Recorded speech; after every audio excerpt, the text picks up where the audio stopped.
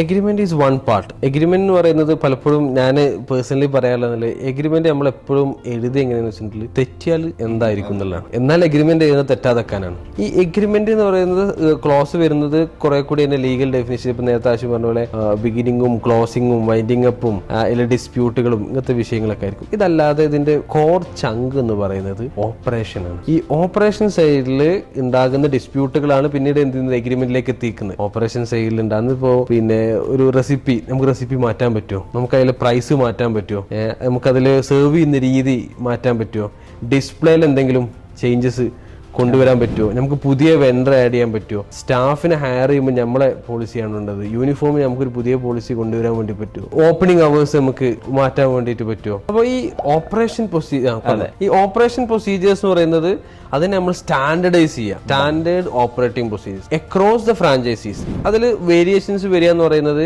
ടൈമിങ്ങിൽ വ്യത്യാസം വരാം based on the location.